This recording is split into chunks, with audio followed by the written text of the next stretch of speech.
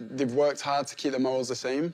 And I don't think they'll ever go because of what he done for the club. So what is that about? Is that a culture issue? Absolutely. So does culture so significantly impact how a team comes to success? Definitely culture first, and then if you can blend that with the talent and the right pieces, it is literally it's the gateway to being successful for a long period of time.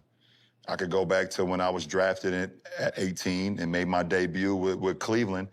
You know, there wasn't any culture, you know, and that's no knock on anybody that was there or whatever the case may be, but there was no culture. And I felt like it was my job as an 18-year-old to try to build the culture, which is kind of unfair, but it is what it is, you know, to try to build the culture to make it seem like or make it feel like it could be something special. But yeah, like you just said it, like the culture is the #1 thing. Fair or not fair, do you love that pressure at this point in your career of like win or bust? I don't care about scoring title, I don't care about anything, it's win or bust. Do you like that pressure? Yeah, I'm obsessed with it, with win or bust. And what makes me have sleepless nights is when you don't have everyone that feels the same way on your club. That's the culture you were talking about. Like, it's times where I wish I was like a tennis player or a golfer, where it was literally like, look in the mirror, motherfucker, it's you versus you. Have you seen players like transition in terms of like not have that mindset and then actually halfway through the season or halfway through the time that you've been there grow that mindset of like win or bust? Or yeah, you can think and you judge someone too early essentially or something. Well, you can have guys that come from different clubs and different teams and they've played losing basketball for years. Like literally, I don't give a fuck who's on that club. You can have Jordan, you can have Shaq, Allen Iverson, and Jesus Christ could be their coach. Yeah. They're gonna lose. Yeah. They're gonna lose. It's like literally the culture. But you can get a player from a losing culture and you can see literally in the first couple weeks if they really like want it or they don't. You can sense it. That's also a great question for you because I read something where you've said you've read a script that wasn't great, but like, fuck it, I'm gonna do it anyway. Yeah, because I know a lot of times I'm looking at, does the director know what it is? If the director feels confident about what it is, then I'm like, all right, cool, then I can run it. I don't understand what's happening. You can run it like I can do it because I feel confident that they know and they want to grow it because it's not going to be perfect when you see it. Yeah. Do you know what I'm saying? It's like, rarely you get a perfect script. The only time I've ever seen something like, okay, that's perfect, it was Get Out. Yeah. I'm like, well, that's kind of perfect. Yeah. But people didn't understand what that was when you read it because it was like the guy from Key and Peele and it was Blumhouse. It wasn't what it would be now. I think it's more important knowing what you like. No, well, if I know what I like, if I know what I like and I like it, I can always stand by it. You got it. So if it doesn't work, it's kind of like the football and team analogy is like, if you got a bad editor, you're fucked. Yeah. Do you know what I'm saying? Like, so it's that thing where like, all you can do is go, that's got the best chance to go to a certain place. I'm gonna go there and like, oh, this director chooses this cast and this kind of people. All right, cool, they've got good taste and they're going there and then you just hope for the best, essentially. Honestly, as an artist, I think that's really all you have is your taste and your sense of what's right and wrong, you know, and you have to just lean into it. And, you know, in the end, you're on an island and you have to say, this makes sense for me and I believe in it. And when you don't believe in it, honestly, it becomes really obvious, almost to everybody. And I think there's lots of actors that we look to and we say, oh yeah, they're good at this thing. And then there's Daniel Day-Lewis, right? Who we say, okay. Obviously, he knows when he's done, the movie's wrapped. He knows when he's done, he's won a championship, hopefully. He knows when he's done, he's won a championship. How do you know when you're done? It's really a great question. Honestly, not until they come and pick it up. Does work ever leave the studio that you wish you had 5 more minutes with or another day? Not necessarily that quickly, but I may look at something that you have or that LeBron has and say 5 years later, I think to myself, huh. Rashid, you better not touch my shit. You come to my house. You be in your house going, hey. I come out the bathroom, he's like, oh, shit, what the fuck you doing in my face? I'm happy with everything. I never let anything out of the studio that I didn't feel incredibly confident about when it left. With the brush or with the paint where you go, it's done? There's a point where when I'm finished. You know it's done. Where I'm comfortable with it leaving. And there's no way, the thing is, and I love sports. I'm a big sports guy, I always have been, and I love how defined it is. There's a finality. Because you win or you lose. It's a wrap. Yeah. One or the other. With art, oftentimes, I'm open to any number of ways of interpreting it. Yeah. There are things you might hate about it that I'm happy to hear that you don't like about it because I don't like something about how you see the world. So I'm glad that you dislike this aspect of how I see the world, 100%. For instance. So there's this kind of push and pull of like what's good, what's bad, and how all of that functions. So let me ask you another thing. Lots of white people globally are collecting black art. Do they actually need to understand blackness? Have you had to explain that ever to collectors or people buy, like they see the shea butter or the black something like? Yeah, I think in all honesty, it's not the responsibility of black folks to use their work as a teaching tool. It's that sense of didactic, or employing your kind of cultural production as a way to engage, a white audience is not particularly effective, because at that point, what you're doing is you're centralizing whiteness, right? Like that everything kind of lives outside of this kind of center subject, where we just keep throwing things into the white ether and saying, do you see us? Do you see us? Right? And I don't think that is essentially what artists should be doing. I think that we should be making work as if we are in the center of our own conversations, right? We should be... Put ourselves in the center. Absolutely. And it's not about saying, oh, our hair is different. Come look at how it's different than your hair. You're in the center. Come look. It's like, no, this is my hair. Fuck you. Right. It is Fuck what it. it is. Either Like see it we're or in the not. center. Yeah. We're in the center of this conversation, right? Yeah. And so if for me as an artist, my whole production has been about kind of putting my narrative and my version of blackness, whatever that is, because blackness is not monolithic, right? Wow. Folks, look at this room. brother's from England, this brother's from England. I mean, like, you guys are from Ohio. I'm from Chicago. Like, it's more complicated than some folks try to make it seem. And we need the coalition build. We need to be together on a lot of things so that we can make positive change. But there's also, there's a beauty in the fact that our experiences aren't exactly the same. I think we just got I think as a product of the internet, we've got to redefine what blackness means to all of us. Do you know what I'm saying? And understand it's a new thing. Not a new thing, it's just like, get away from the kind of white-centric definition of it. Do you know what I'm saying? Which is like, you're this, you're that, you're this, you're that. Right. And it's like a new thing. It's like, at the end of the day, if you're black and not born in Africa, you're a new thing. Yeah. Do you know what I'm saying? You're it's just a new race of people. We're making this up as we go. Yeah, we're all not born in Africa making it up. Do you know what I'm saying? It's like, we are different, and it's like, if we realize that we have that in common, and we all have that in common because whoever it was, whether it's Belgian, whether it's English, whether it's went to Africa, did some fuckery. Yeah. Do you know what I'm saying? So we kind of have it in that thing. We actually have a common through line between all of us. Do you know what I'm saying? And understanding that is what joins us together, and then redefining it for us. How's that factor in at all into your work? Is the priority about blackness? Is it playing a different role? Your dialect? My thing is, been intrigued by that. I mean, I always want to I care a lot about us being seen in a certain light.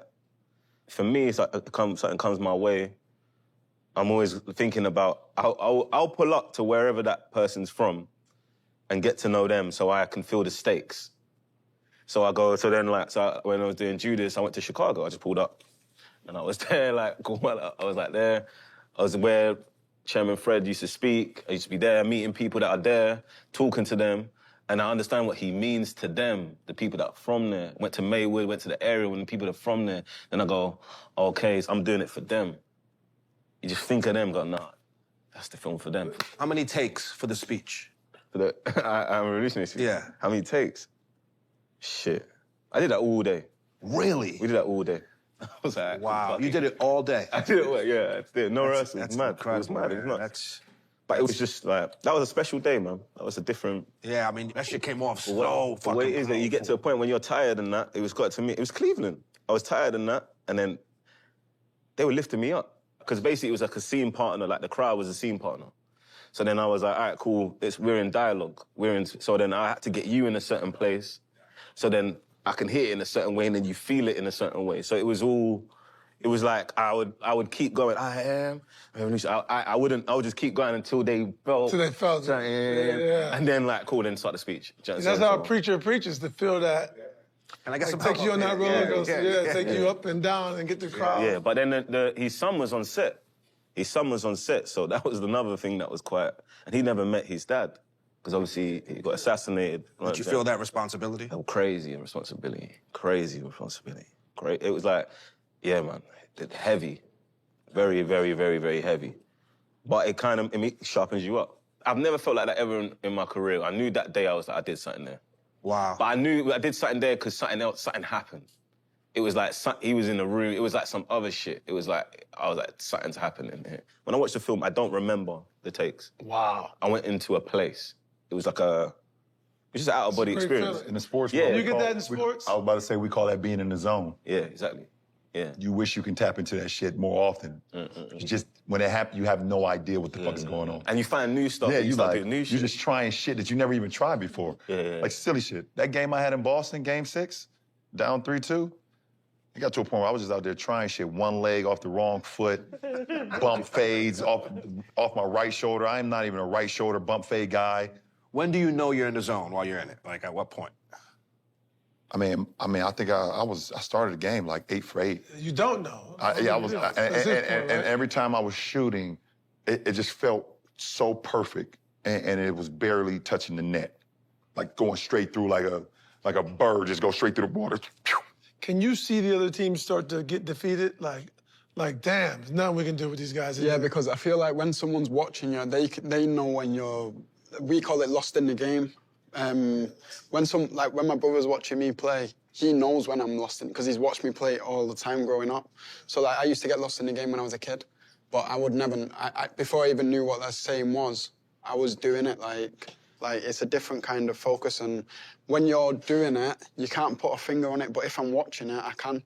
It's like one study that hasn't been tapped into. How can we tap in to the zone? I don't know if you can. You can't. I don't think it's the one thing that's never. You can't. You can't. Yeah, I had one coach, and he used to say, put yourself in situations where you're not comfortable. Oh Play yeah, outside that's my of your favorite comfort saying. zone. That's my favorite saying. And how do you do that? I just learned to play in different positions. Oh. Like I started playing in central midfield and just positions of the pitch that I didn't even necessarily like. Automatically, when you're in them places where it's not your speciality, you get locked. It's a different kind of focus because you know that you have to be locked in. And when you're in that moment, can you see the defenders of the other team like, fuck, we can't fuck with this guy today? It's like an atmosphere, like it's just in the stadium. Once you have that, like, are you constantly chasing it? Is it something Oh, it's a drug. you're striving for? Definitely a drug. You wish you wish the night never ends. When the game ends, I'm literally like sad. Like I want to go again. I could literally go again. I could play a whole game right after the game ends. Them kind of moments change you. Like it's like the zone or the loss in the game. It's like that moment. It's like it's one of the big reasons why I'm so picky, because I'll have an amazing moment. Now it has to be that. I have to touch that. Like, and then I look at scripts and like, I won't get there. I won't get there. Oh shit, I can't do those little jobs anymore. I can't do those itty bitty jobs because it's that now. Yeah. But it's not like, for me, it's now, it goes, the reasons I'm doing it. If I'm doing something for money, I'm never gonna get there. If it's just money, never. Ever touch it. Ever touch it. I love that. But then if it's like, I think because the story means something to me, or I can grow, or makes me uncomfortable, or I'm scared. If you more time is I'm shook. Do you know what I'm saying? Then you're more likely to get into that zone. Do you look for roles that you're scared, like, fuck, I don't know. Always. That's part of it. Yeah. What's your favorite place to play? Do you like playing at Old Trafford the best or on the road the best? And then on the road, which place do you hate going the most? Like, I love playing at Old Trafford because it's Old Trafford. Like, it's got a special feeling and not many stadiums can recreate that. But at the same time, the fans, our away fans are, like, sick. It's a special connection between, like, away travelling fans. Like, if someone's taking that amount of time out of the day or out of, 2 days to travel and wherever you go around the world to watch you play a game of 90 minutes football, it means a huge amount. So Liverpool is like both. You love it and hate it. Yeah, like It's rough. yeah, because Scousers are rough. the fans can take the game away from you. Like if you let them, they can take it away from you. Like my first game at Anfield, I almost got sent off straight away. Really? Yeah, and I don't even like. What happened? I'm not just a bad tackle, like, but I'm not a malicious. Like I'd never try and hurt someone on purpose, but like when I don't know. Like the warm up. He gets excited thinking about it. You can see it, right? Because it's just like, it's that, like what you're saying, like you chase them types of, them feelings and them fears, and they build you up. Like that's Is there in basketball? Are there fans that you go play away that they can literally take the game from you? You can feel like, damn, the fans is not gonna let us win this one tonight. Yes, I mean, What places? I mean, Boston. Boston, yeah. Why do you hate Boston? Because they racist as fuck. That's they why. nasty. They will say anything, and it's fine. I mean, fuck, it's my life. I mean, I've been dealing with it my whole life. I don't mind it. Like I hear it. Like if I hear somebody like close by, I check them real quick. I move on to the game. Whatever the fuck, they're gonna say whatever the fuck they want to say. They might throw something on you. I mean, I got a beer thrown on me leaving the game. You know, like Boston is- yes, Boston It's is. the only place in the NBA in America you go and they have like shirts that say like "fuck LeBron." Yeah, it was like a section. It was like a fuck LBJ T-shirt. I believe they probably sold it at the fucking team shop. No, they sold it outside the arena. No, they sold it at the team shop. I'm Celtics had something to do with that shit. It's fun. I used to like read like football autobiographies for fun. Like, so I read. There's Zlatan Ibrahimovic. He's at a team. One of the older guys come to him and goes, he said something like, "Are you good?" He's like, "I don't know." He said, "When you're play away, do the fans boo you?" He's like, "Yeah, means you're good." Good. And that helps me when I get hate. Yeah, for It sure. means you get a hate because it's really and truly if you ain't good, they ain't caring about it. They don't care. They don't care. Do like- you feel that as a young player? Has it been a while adjusting to that a bit? Not really, because like I said, I was so close to it, like I could see it happening to like the first team players when I was watching them. So you set an expectation from yourself, like one day you're going to be in a situation where your fans love you, but other people's fans don't like you. And if you're not in that situation, then you're probably not doing something that you should be doing. It's a beautiful thing. After the Euro, did that get overwhelming though? Because that was a bit different, right? Yeah, it's a different. Explain that. They played in the final in the Euro Yeah, that was wild. against Italy. Tough game. It ended, was it 0-0 or 1-1? 1-1. Yeah. And it went then overtime, and then it went to PKs. And unfortunate for England, the last three guys were black. They missed. Oh yeah, And they got hate. Yeah, they got they like got death crazy. threats from Yeah, England. yes, It got out of hand. It got out of hand. Got real out of hand. Like, there's certain elements of sport that you can speak about all day and you never come to, like, a bottom line, like, that's what should have happened, because it's a sport based on opinion, so, like, I've had hate for scoring before. Like, it might sound mad, but I have. Do you think it ever got you close to where you felt like breaking? Like, fuck, this is too Nah, much? because I'm, like, as a forward, you take risks all the time. Like, Yeah, that's your you're job. not gonna, Yeah. yeah, if you're not taking risks, you're doing something wrong. Do you think the hate would have been as insane if it was 3 white young kids that missed the penalty kick? Honestly, no. Like, that's just the way I feel. I don't think it would have been the same, but at the same time, I don't think people would have, like, noticed, like... I feel like they just reacted to how they felt, like, and whether it's because it was 3 black guys or 3 white guys, that's how they felt. I remember when, like, Beckham was getting death threats and getting He was hate. one of them, yeah. So it's like, it happens, but they just want you to win, like, do you know what I'm saying? Yeah, but bro, it's toxic, my guy. Yeah, it is toxic. No, that's like. Yeah, but I hear you, but I there's felt certain- for you, man. Like, I felt for you, too. Because it's just sitting there, you're like, and that's why you get conflicted with supporting England. It just reminds you of being a kid in England. It reminds you all them times where you're out, everyone, and then someone says something. So you're black, or someone said, or someone's parents said something. Like, usually what fucks you up is adults say something to you as a 4-year-old, as a 5-year-old. You know what I'm saying? And then it reminds you of that when you're trying to get closer to the identity of being English, and then that happens. Like, oh yeah, there's this guy. You know what I'm saying? And it's like, because, like you said, there's feelings, like people are pissed off and this is that and the other, but you instantly go there. So why'd you go there? That means it's just there waiting. It was just that kind of, it was a jolt of a reminder of like, oh yeah, this country. It's why I was never comfortable in a pub like that. Yeah. Of course. You know what I mean, as a kid or We when I'm are- young. we are It's the like same why I age. can't go certain place. Like, it was that. What happened with you lot, that's what it was. You still feel that way after even winning an Oscar? You don't feel that's put you in rare air, a different space? You still Nah, have black, that same... bro. Nah, bro. Like, if I believed in that, that's when I'm in trouble, I feel. Because it's like, then you think that it's disappeared, and you believe what this is gonna exchange. Like, it's not nothing to do with what we've achieved. Right. It's like, it's nothing to do with, like, the reason why they're doing it is nothing to do, because we've underachieved. It's like, the reason why I did it, because they've got something wrong with them. Police stopped me there. They don't know I got an Oscar. That's I'm carrying it out the window. I'm saying, like, you know, riding around like this, my guy. Like, so it's something wrong here. When you say, you know that saying, you got to be twice as good to get half as much or whatever. And I always didn't like that saying. Because I was just like, it's that thing that you said, it puts the white point of view in the center of your lifestyle. So I said, I just want to be twice as good because I want to be twice as good. That's what I want. I like that. Do you know what I'm saying? And I like excellence. I aspire for it, like going for it. It's not something that you're gifted. It's something that you have to work for, I feel.